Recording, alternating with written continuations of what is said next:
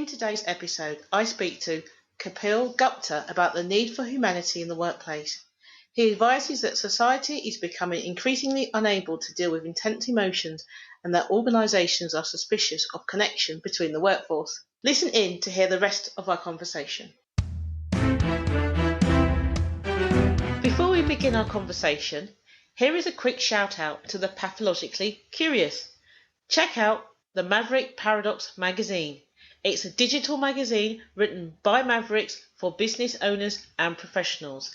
You can find the magazine at themaverickparadox.com.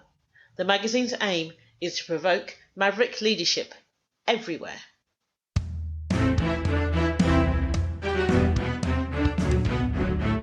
Welcome to the Maverick Paradox podcast, where we explore what it is to be a maverick and discover effective modes of leadership.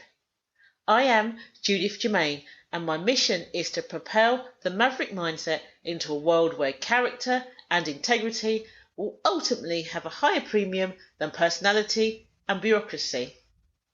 So thank you for joining me on this journey. If you would like to continue with me, then please subscribe to my podcast on iTunes, Stitcher, or one of the other popular podcast platforms. And today, our guest is Kapil Gupta. Hi, Kapil. Hi, Judith. Thanks for having me. No, it's a pleasure. I am very excited about today's topic because we're going to talk about work-life balance and toxic masculinity. But before we do that, tell me about you. Sure, yeah. So my story is a little bit, very straight line, 15-year corporate career. I was in a long-term relationship. We were sort of married for 8 years and together for 11 years until 2011. And something changed, a relationship ended. And I used to live in Edinburgh. I was finishing my master's from Edinburgh University in business.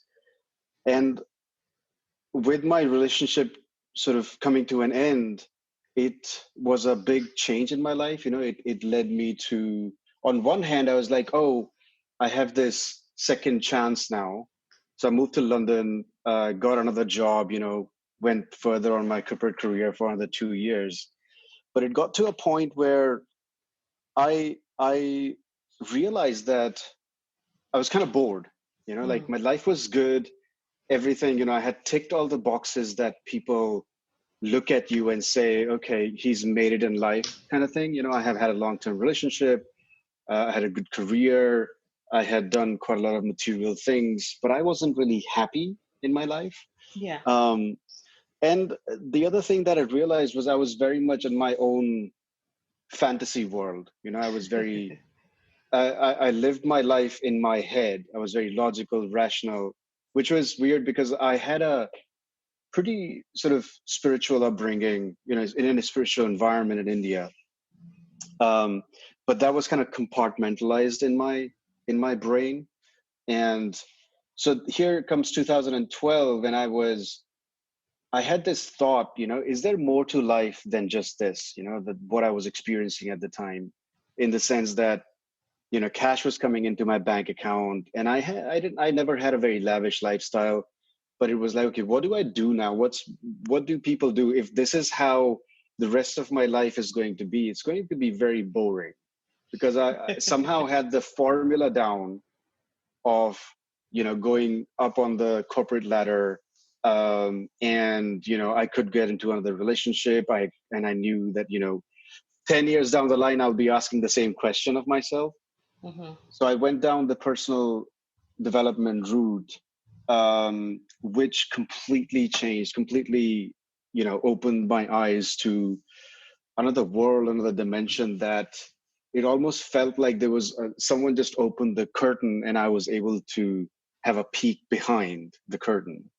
And I just realized just how important having a sense of uncertainty and change is in our life, and I started to learn a lot about myself through connection, how I was showing up in connection. Who am I? someone asked me back then, I was like, oh, what is it that you want to do with your life? And I was like, I don't know. You know, A lot of people don't know, actually. exactly. It was like, okay, my range was like, okay, maybe acquire a few more things, maybe get into another relationship, start a family. But I couldn't really think anything beyond that. And part of that was because I realized I was living most of my life thinking, oh, if I do these things, people around me will look at me and say, he's made it. Like, he's a successful man. He's ticked all the boxes. And if he's ticked all the boxes, he must be happy. And I was like, oh, if I tick all the boxes, then I should be happy.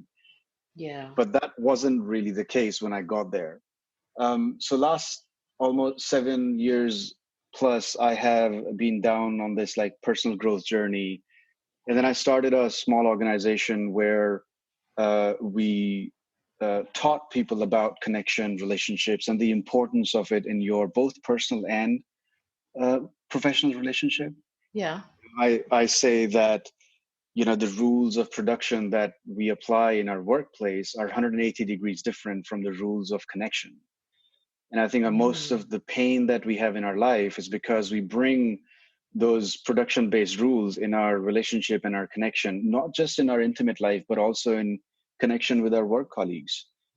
Because connection is not sort of, it doesn't have the same rules that, you know, you have to, it's not time based, it's more feeling based. It's not necessarily logical, but it is more connection and empathy and feeling based things. So as I started to learn a lot of that, my life started to transform. I was more connected to myself and what I wanted from my life. And then, you know, my professional life started to change. My personal relationship started to change. I got married again. And now, you know, we've been together for 6 years with my current partner. And our relationship is very different. It's a very dynamic, practice-based relationship where it's not about that the other person makes us whole, but how can you come to a relationship as a whole human being and support each other in that? And how do we bring in absolute truth in our connection? And the same, like when you go to work, essentially, you know, we're spending more than 50% of our time at work at the moment. And if you're not able to connect with people at work at a deeper level, then it's, you know, that's what defines the quality of our life. And a lot of what is being talked about these days around emotional intelligence, there's growing studies that talk about like IQ is not the thing that makes you successful. It's emotional intelligence. And emotional intelligence is all about how we become aware of ourselves and how we are in connection to other people. You know, so that's kind of my story. And I now have a new company called Nibbana. It's nibbana.life. And one of the things that we are doing with that is building workshops, how to have a connected workplace, how to bring in this emotional intelligence and connection at the root of your organization and also at the leadership level. Thank you for that. I think that's really needed. In my book, The Maverick Paradox, The Secret Power Behind Successful Leaders, I talk about emotional awareness. So that's emotional intelligence and social intelligence, and what I call a temperature check, that which is that ability to really kind of know what's happening just by being there. So, you know, like I know you must do this a lot. You know, you walk into an organisation and within minutes you have a really good sense of what's happening, and that's because you're observing interactions with other people. You observe, you know, it's kind of like you can tell whether people are happy or not. Like, you know, you're in a service organisation and it starts at 9 o'clock. And you can see that the phones are ringing, and it's 8:59, and nobody's picking up the phone until it's exactly 9 o'clock. Yeah, you know they're not happy there.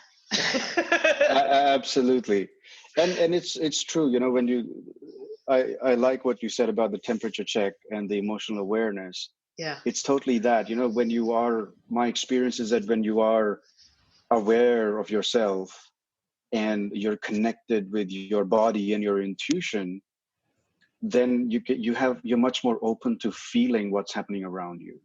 So it's like you go into a room, and if someone's angry, it just has a sense to it. You can tell that there's something wrong in the room, and it's that kind of thing.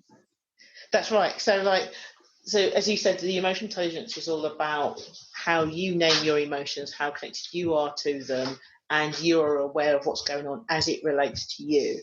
And social intelligence is how it relates to other people. So you're aware of the dynamics of other people and what's happening in the room. And also, if you're doing something, you can see, you have that awareness of how it's impacting other people. And it's those two with the temperature check that makes it a more rounded, that's why I call it emotional awareness, is a much more rounded way. Because I think in some respects you can have really good emotional intelligence, but be somebody who's not very empathic, for example, because it's still about you and how it impacts you. And it's until you expand that out that you get connection. Totally, yeah. I would say one more thing on that is part of it is when you are in an environment like that, it's how you react to things. It's reaction versus response. Yeah. And I think a lot of the emotional intelligence or the connection piece, or self-awareness or awakening, as we call it, it's all about how conscious you can be inside of a triggered state.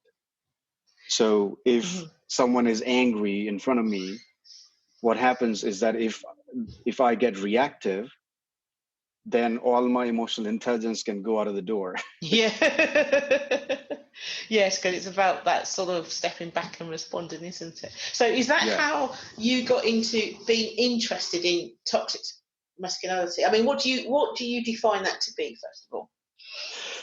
That's a really good question. I think for me, my experience of say toxicity, I don't like the word toxicity, because I think what it is that as men, I do a lot of work with men in a personal growth environment. And most of my work really is about how, as men, we have been taught not to be sensitive. We have been taught that if we show vulnerability, if we show our emotions and feelings, then somehow we are weak. Or if we show our emotions, then people will take advantage of us. We will be used. So I do a lot of work around that. And one common thing that happens when I talk to people about showing emotions is, if you talk to someone and say, how are you feeling right now? Most people will just say, especially men, they will say fine or good. I was doing this workshop at Ministry of Justice last year, just with men as part of their mental health and well-being week. And I asked this question in the room. It's like, okay, let's do a check-in. How are you feeling right now? And pretty much there were 25 men in the room, and one by one, all they could say was good and fine. And I had to stop them halfway through. And it's like, how is it possible that as men, we only have 2 words in our vocabulary when we describe our feelings? Yeah. And someone said, oh, when I say how I feel, if I'm describing it, it feels like I'm burdening someone. Oh, right. Or if I am telling someone how I feel, it feels so vulnerable, and it feels like they might take advantage of me.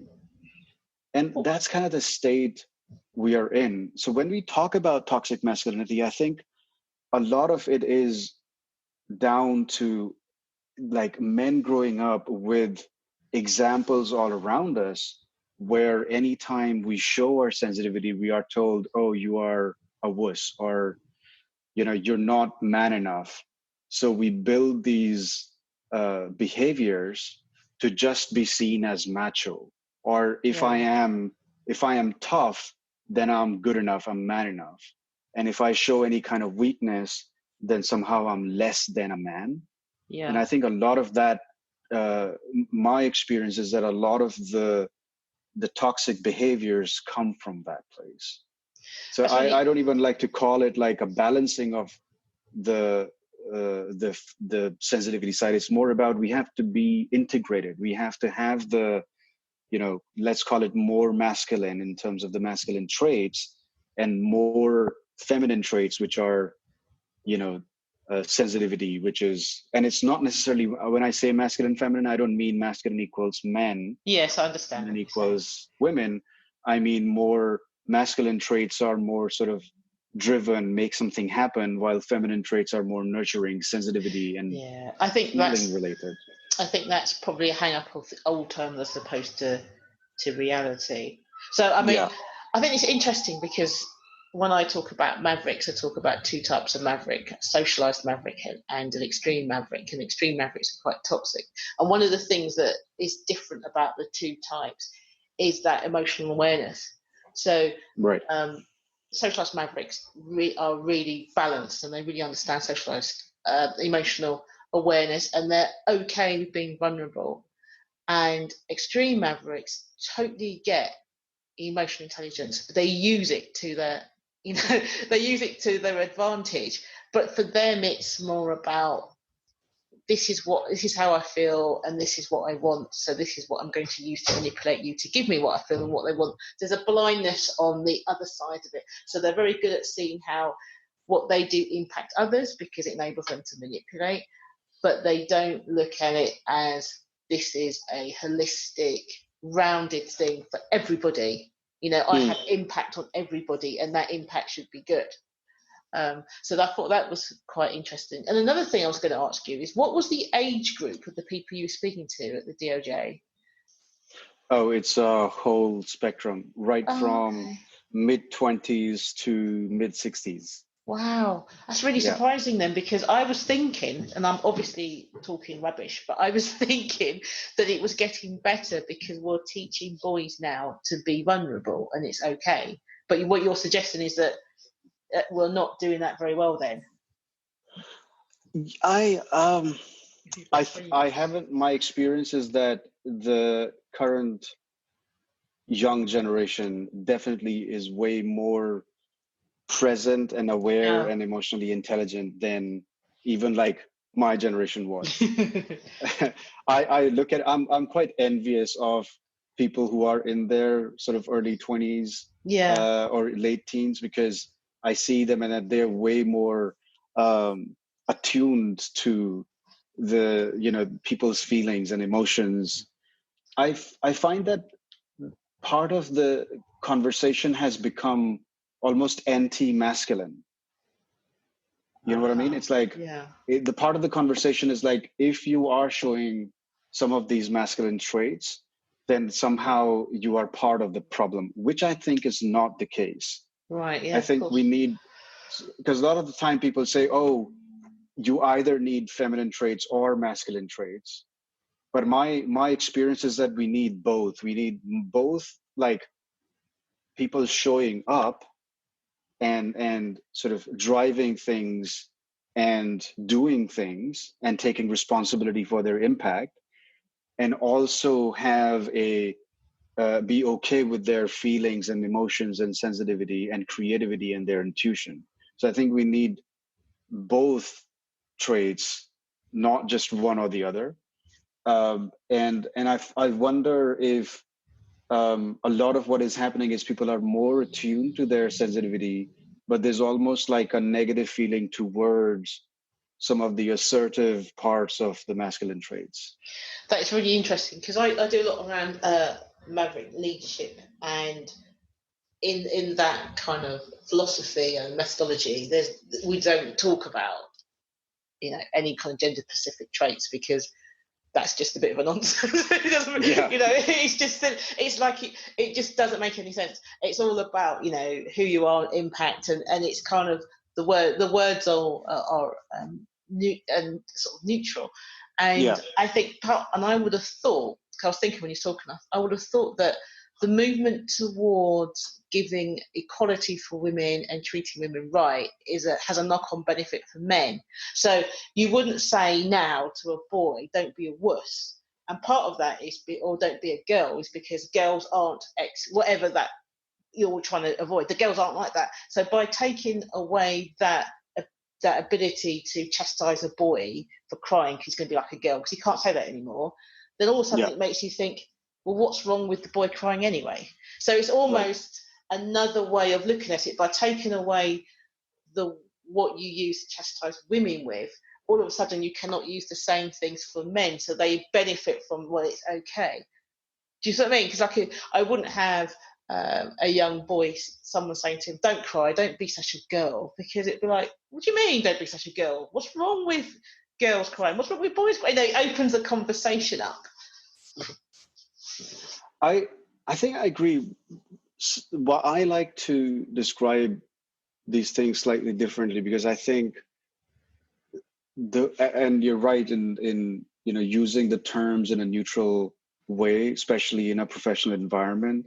And I think a lot of that is because we got to this place in our culture where when we talk about, say, some of these masculine feminine traits, we straight away attach this to man or women. Yes, true. And I think that is a controversial thing, especially with openness towards the LGBTQ plus and non-binary communities. Yeah, that's true. And the way I like to look at it is, I think there's a socio-political conversation, which is all about equality, equality irrespective of what gender you belong to.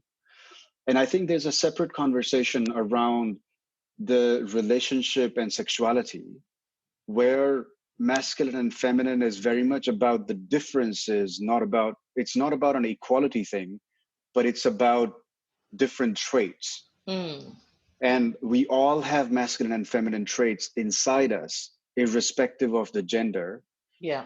So when we talk about it from a socio-political and gender-based thing, then yes, like, it has to be all about we are all equal. But in the realm of connection, it's about, we talk about polarity, for example, when we talk about intimacy. So the masculine and feminine create polarity. So if someone wants to create a holding space, that is masculine trait. And if someone is being held, that's a feminine trait. So that's how, like, the differences come in connection and relationship. Wow. But they're not necessarily the same thing when we talk about it in the equal opportunities kind of space. Yeah, I totally get you. But it's really interesting because I just would not have, that concept to me would never have any kind of gender traits to it. I mean, in a sense, for me, I would never think holding and being held is male female. I just think I'm being held or I'm holding. I wouldn't have actually even considered that it would have gendered language to it. Right, and that's the thing. It's like I like to call it not gendered. Masculine doesn't mean men, feminine doesn't mean woman. I believe that I have both masculine and feminine traits. So totally my sensitivity, my feelings, my intuition are my feminine traits. And where I am like all about my sort of doing things and making things happen, they're all my masculine traits. Yeah, I totally. And I think part of the problem is that we start to assign masculine equals men and feminine equals women. That totally makes sense. And that's where I think it starts to become complicated. And it also triggers people because that's the same language we use when we are defining genders in a work environment and equality environment. Yeah, that's what I was saying, in the fact that I can totally get what you're saying and I can see where the problem lies. But in my head, I've never saw things that I've done as a masculine trait or a feminine trait. It's just done. I've never thought, when I'm being assertive, that's a masculine trait. I've never thought of it like that. So it makes sense that it causes. Great. I'll tell you what I thought was really funny. Hundreds of years ago, that's a bit of an exaggeration. Years ago, I was applying to do a job and they asked me to do this particular psychometric test. And it was one of the ones that was predominantly done in the States. It wasn't very really seen, but it was kind of well researched. And it was really interesting because I came out really weird response, and it was around, again, leadership styles. And one of the things it said is that I had a really masculine leadership style, and I thought, really? Now that's weird. So it doesn't make any sense to me because the things that you've said, like, in that kind of masculine trait, wasn't necessarily where I was at. So I asked the guy giving the feedback to explain to me how it was normed and where were the triggers and the thing. And he was saying, because you answered questions like, I enjoy sports, I'd rather play baseball than sewing, things like that. I came out as really male. And I was like, seriously? What, in this day, okay, it wasn't in this day and age, so it must have been like, what, late 90s, maybe early 2000s. And I was like, you really think sports, because like the whole male and female part of their test, and the test had something like 300 questions, saying it was like really extensive, was around sports. So if you enjoyed sports and you preferred sports compared to sitting down and drawing, then you would come across as highly male. And I was saying, this is the most dangerous, one of the most dangerous psychometric things I've ever seen. Do you know what I mean? Yeah. And I think that's where the trouble is, we've really confused ourselves with what the masculine and feminine is all about. Yeah. Anything creative is essentially a feminine trait. While the idea of sports versus art is all about getting into a flow state. Yeah. And if you read more about the emotional intelligence, and as you have already probably done, like ultimately what we want to, as human beings, want to do is to be in flow state. And flow state happens at the edge of our comfort zone, of our skill set. And the two ingredients that are needed to be in flow state is our focus, attention, and something that we are doing at the edge of our skill set. Mm-hmm. And it's nothing to do with whether you're doing it in art or in your work or in sports, but essentially as human beings, that is what gives us a state of happiness and bliss, because we are in flow. That makes total sense.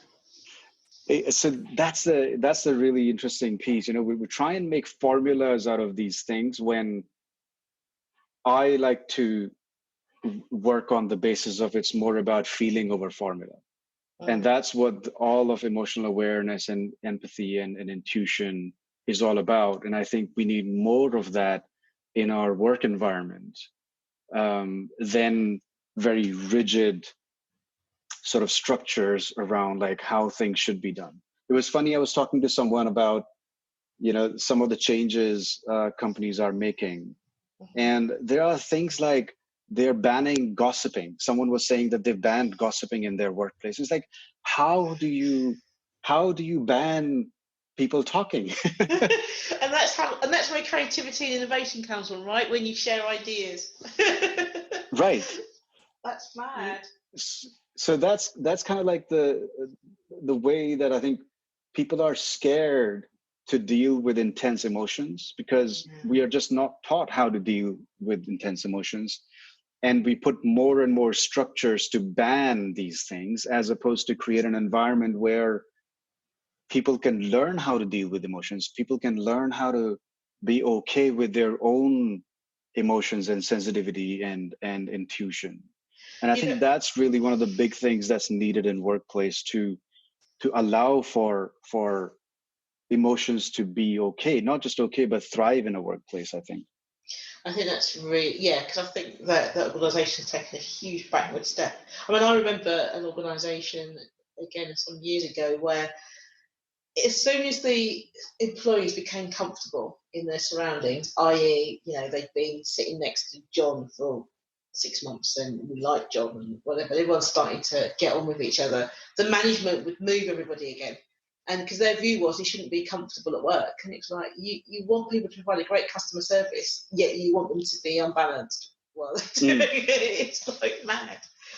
So talking about balance, we said we was going to talk about work-life balance. What do you feel about that?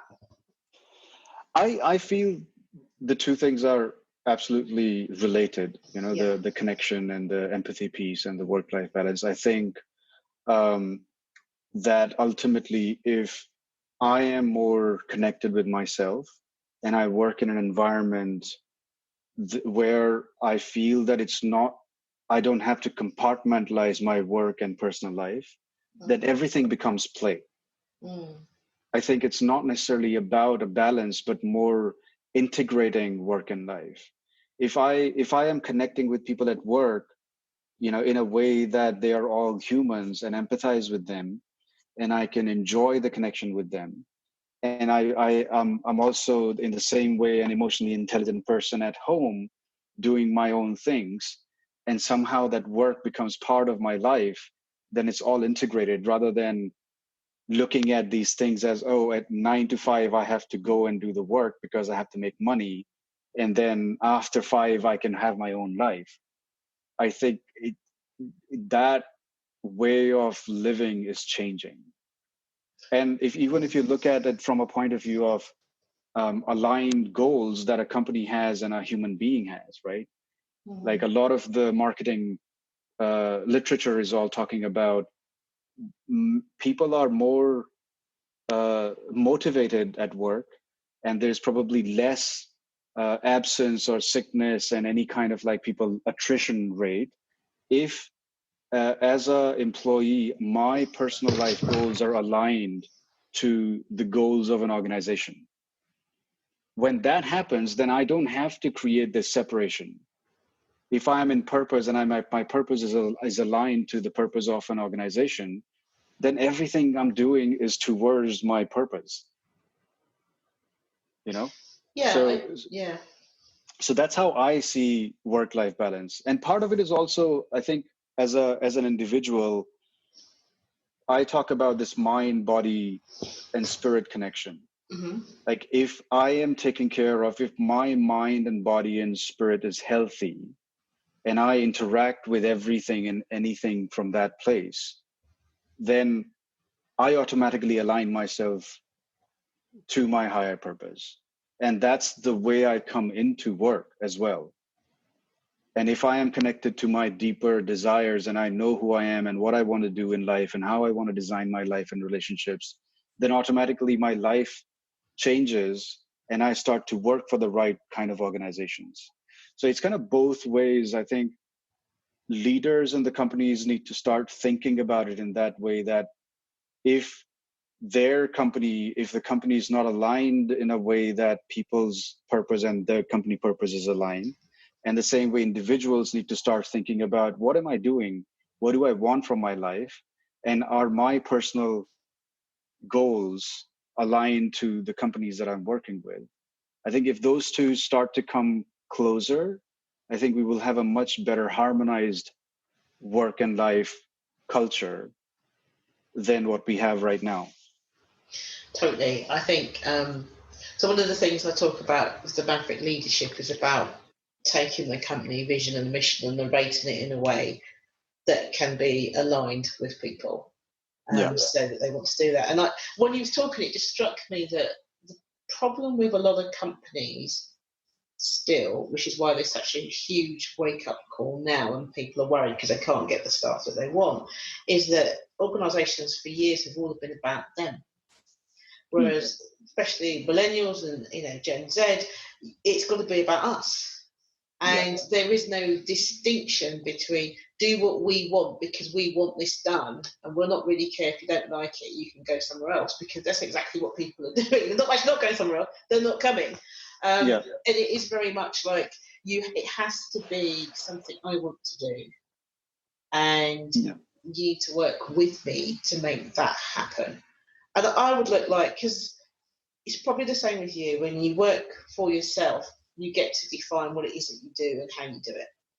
Yeah. And I think that somebody said to me the other day, gosh, you must work really long hours. And I thought about it. I said, yeah, I do, but I don't. And they said, what do you mean? I said, well, because it's not work. I'm genuinely so passion-filled for what I'm doing. I can see clearly what the purpose is. And the purpose isn't to make a load of money. It's a purpose outside of myself that I want to fulfill. And I'm genuinely enjoying myself, and I love seeing the impact of what I do on the world around me. So if I'm working at 9 o'clock, I might be, I don't know, watching Star Trek and doing my Pinterest stuff. So am I working or am I just watching Star Trek, and it's I don't know anymore, because I'm doing two things I really enjoy doing. Exactly. So the idea of balancing your work and life just goes away. Exactly. We just don't see it that way, right? And I think, I see things are, changing. There are more leaders who are in the organizations who are kind of sort of thinking about it in the way that, we have to have workplaces which are more open to these kind of connection and dialogues. I think there are organizations where people have gone through their own sort of changes in their life and transformation in their life, and they are bringing that to the workplace. Yeah, and I find that, and work culture is very much defined by people in the leadership, right? It's like the top leadership team, if they start to cultivate a culture of connection, a culture of where empathy is one of the core traits in the workforce that they're looking for, then suddenly the entire organization changes, because it really is a top-down process in that way in organizations. And I see that happening more and more. People are more willing to do those things. And the thing is, it makes good business sense. Well, it's not as if it's going to cost the business to do it. It actually makes good business sense, because if you have a leader that is trusted, then the time it takes for the leader to persuade, influence, ask their employees to do something is greatly reduced, because they trust them. And that trust comes out of, it's not like a soft skill. It comes out of, what kind of character they have, how competent they are, what the track record are, will they stand behind you if it goes wrong, all this kind of stuff. And if you know that you trust the person who's in charge of you, you'll do anything for them.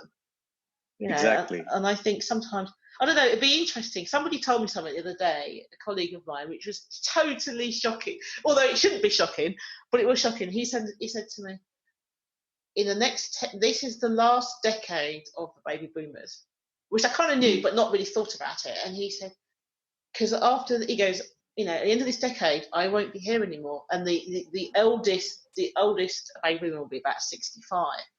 And I was like, oh my, this is going to be such a substantial change that we're only starting to see the trickle of it now, isn't it? And it's like the difference that the millennials and Generation Z are bringing to the workforce is substantially different compared to baby boomers and Generation X. And a lot of the stuff that Generation X dealt with but didn't like they tried this work-life balance, and millennials and Gen Z are like, no, blend. I don't see why I have to come to work. Why can't I do it on my computer? Why do I need to use your computer? Why can't I use my computer? Why can't I do it on my phone in the coffee shop? When I'm in the cinema and when the trailer's on, why can't I answer this in customer message? It's a completely different mindset, and I'm not sure anyone's ready for it. And I think with the advancements in AI, one of my dear friends, is a futurist, a well-known futurist, and I went to his presentation last year, and a lot of what he was talking about is over the next sort of 10 to 20 years, how AI could change the way workplace are, and also how consumers interact with AI. And a lot of the things will become automatic. Then what does it mean for the workforce and generally us as humans? And one of the big things that he was talking about is actually the thing that's needed is for all of us to be more human at workplace. And I think the thing that if we act as robots, then robots are going to replace us. But the thing that is really inherent to us is connection and empathy, and how we are with each other. Being seen by another human being is the most gratifying thing that one can have. And as you were saying about like the being held and holding some space for someone is such a nurturing experience that we can have a human to human experience. And that is what I think is needed on top of what you were saying. Yeah. So it has to be about more connection at workplace and be more human and less of just about the bottom line and just about productivity. Because we do have to mature, don't we? Because if we don't, what is it that we're going to do? Because they were saying that the Industrial Revolution and all the technology changes up until now have really affected majority of low-skilled workers. Whereas they're saying AI is not just low-skilled workers, it's the mid-range workers too. So they were saying like AI has been applied for jobs that say a legal person would do, on that bottom, not exactly the bottom level, but mid-tier. So rather than reading all the files and coming up with a report, they just get an AI to do it. Yeah. And it's kind of like they're saying that those who have highly specialized skills will be okay for now. And for now, and those that are very low skilled will probably be okay, but those that are low skilled to medium skilled workers are at a real risk, and that's where majority of the work gets placed. So what is going to happen to these individuals? And it has like huge questions about how will people live, what will they get paid, what will they do if they're not working in a shakeout. And it's interesting, is like how will we react to the technology? I saw this article about this hotel in Japan where everything was done by robot. So there was the robot cleaners, the robot vending machines, everything. You signed in on your own, everything was done. And they said that, and then they interviewed the people that had stayed overnight and how it was, and everybody loved it for the first day. But then after the first day, they found it really horrible because there was no human interaction at all. Because people, exactly, there was no chambermaid to talk to. There was no reception desk. There was no one in the bar. It became very cold, and it made them feel less human.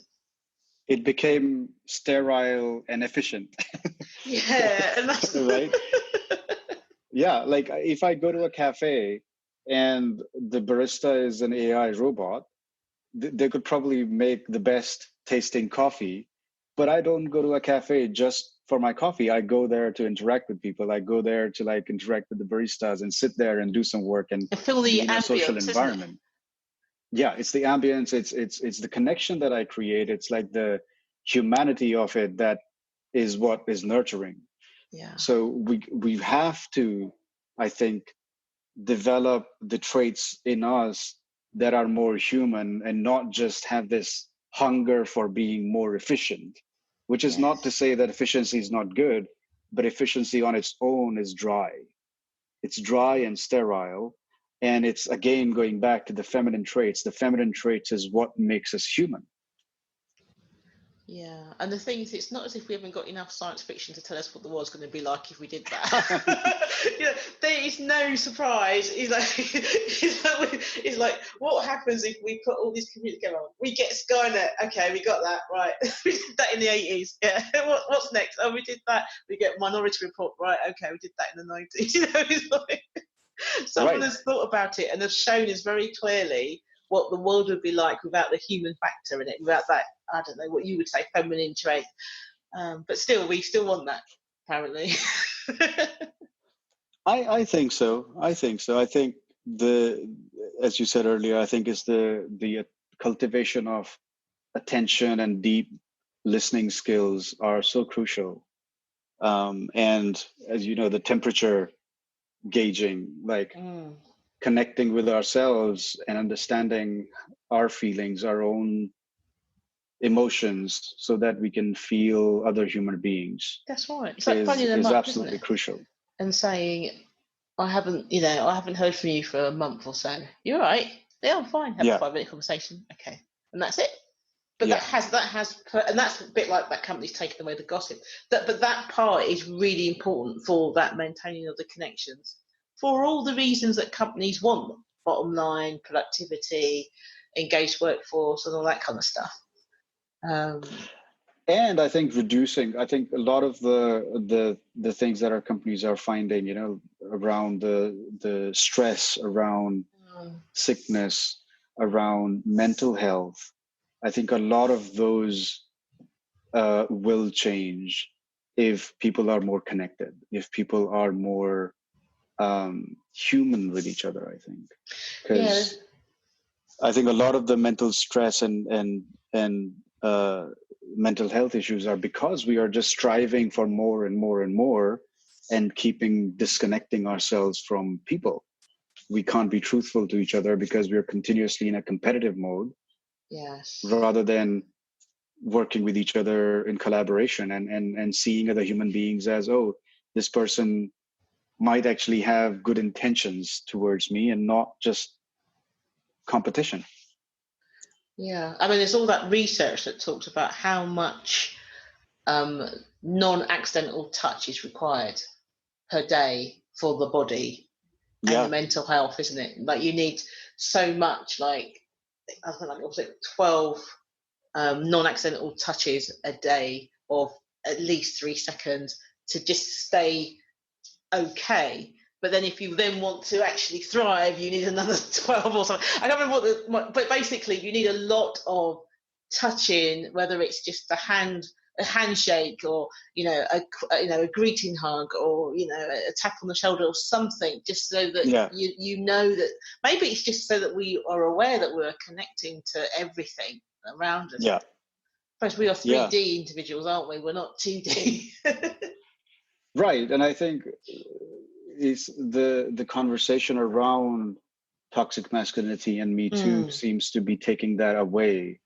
It feels like we're moving away from those kind of things because now suddenly you have to create rules around touching. Yeah, and like a lot of nurseries and preschools these days won't, if the kid falls over, they won't allow the staff to hug the child. I mean, how much, and all the research talks about that early, cuddling and stuff to enable the brain to grow. And then you're going to put these children in places where if something happens, no adult will nurture them. I mean, gosh, how frightening is that? Yeah, I find it really.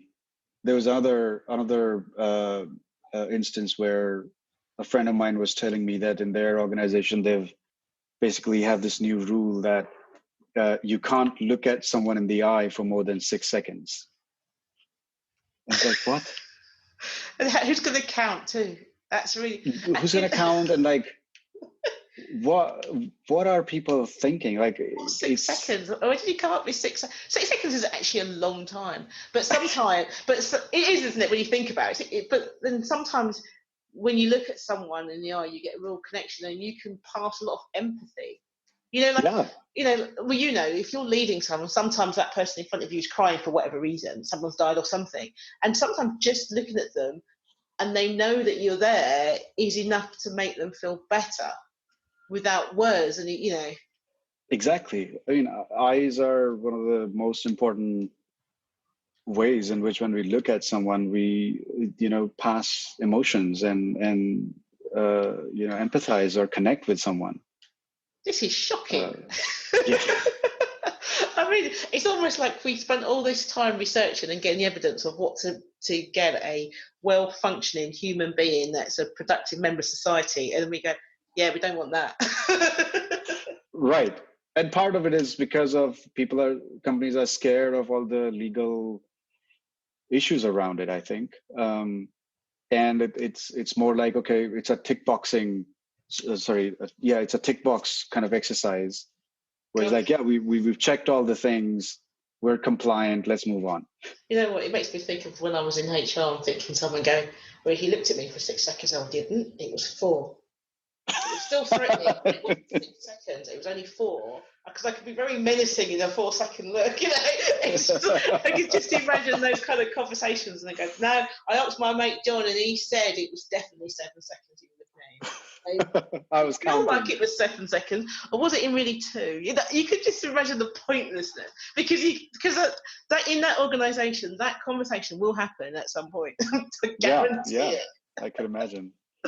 Look, I think before we finish, because it's been a great conversation, is there any tips that you would give an organisation to ensure that they can get the work-life balance right and they can remove toxicity in the organisation?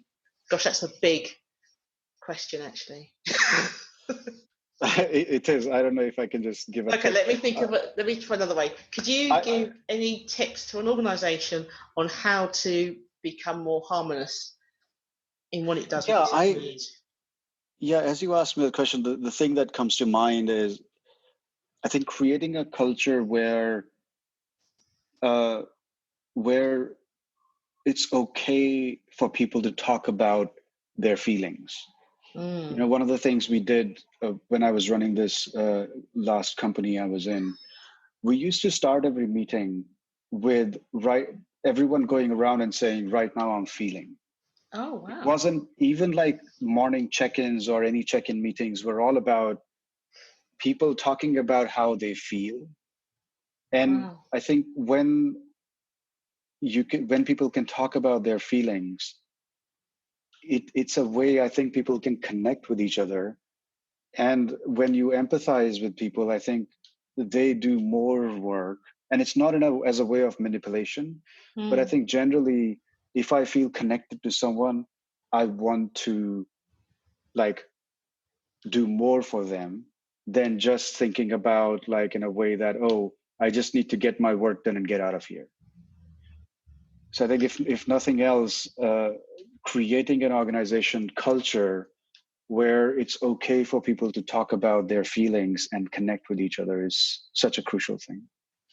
I think that's a brilliant thing. It just suddenly reminded me of something that happened when I was younger and I was a manager in an organisation. There was this. I was really friendly. I was really good friends with one of the employees, and he was very empathic. And sometimes he'd come in, he'd look at me, and then go away and come back and with a caramel galaxy, and it goes, "It looks like you're having a caramel galaxy day. Here you are." And it'd be like, it didn't used to happen that often, but it would be like because in the role I was in, it wasn't exactly ideal to let off steam in an appropriate way, and he'd just go, "You know what? I think you could do one of these." It was just, and it was infrequent enough to be really valuable. Right. So that was quite good. Exactly. Kapil, that's really brilliant. We had a really great conversation. Would you come back again and have a conversation on something else? Yeah, sure, absolutely. Thank you so much for having me. It was so much fun. It was fun. Thank you. Thank you once again for tuning into the Maverick Paradox podcast. I hope you have enjoyed listening to my conversation with Kapil as much as I enjoyed having it. If you are pathologically curious and would love to find out more about the Maverick Paradox, then please subscribe to this podcast on one of the popular podcast platforms. Alternatively, you could explore our resources on Mavericks at maverickparadox.com or read the Maverick Paradox magazine. We publish frequently each week. If you subscribe, you will get our monthly newsletter. And let's not forget my book, The Maverick Paradox, The Secret Power Behind Successful Leaders. For those that love a good discussion, you could apply to join our exclusive Facebook group.